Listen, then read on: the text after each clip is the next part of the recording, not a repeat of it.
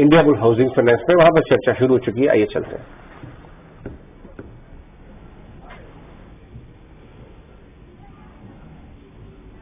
That he has no intention to sort of sell these shares.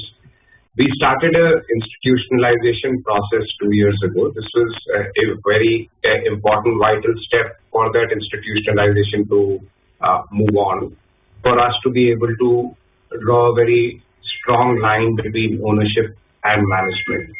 Financial institutions, as they mature, have to draw that line in order to have the right kind of perception around governance and everything else. So this is a step towards that direction. It started with a change at the chairman level, where Sameer stepped down and Mr. Mundra, the former deputy governor, took over as the chairman of the company.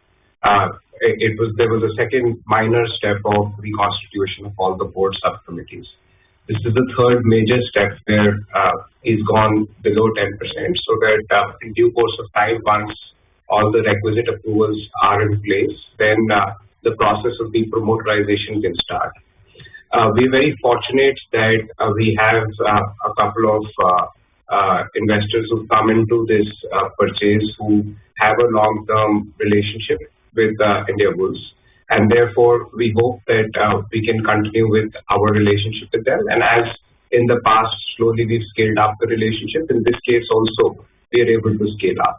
The end game for us is really to make this a professionally run, board-governed financial institution, and it will have significant financial investors. Sameer would be one of them, and there would be other financial institutions which would continue to remain financial investors. Let me ask you a direct question and pardon my curiosity. What will be your role at Indiabulls? Because you are the face of Indiabulls Finance. You have been instrumental in its growth. That's part one of my question. Part two, the 10% stake which Sameer sold yesterday, has it gone to only financial investors, or there are going to be investors who now will get a seat on the board in lieu of the stake what they bought yesterday?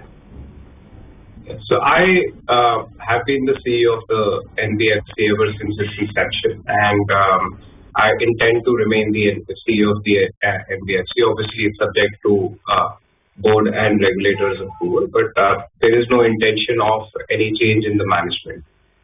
Despite COVID, as well as the crisis at NBFC, and we faced the brunt of the crisis, the senior management of the company has stuck together.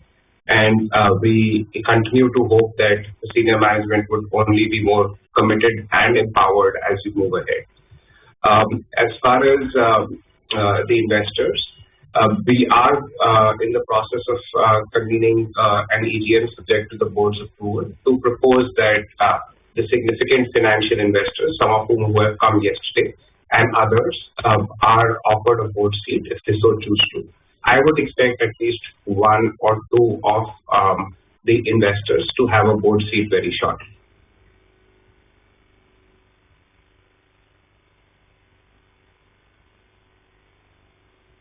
And Tara, thanks so much for giving us this interview. So you've told us what you're going to do as CEO. Now, what we've seen earlier also is the demerger of Dhani Services from the Indiabulls group. In the letter that has been shared with the stock exchanges, Mr. Gehlaut has also talked about how he's going to focus on that as the CEO. But he's also going to be a long-term shareholder, as you rightly said, at Indiabulls Housing Finance.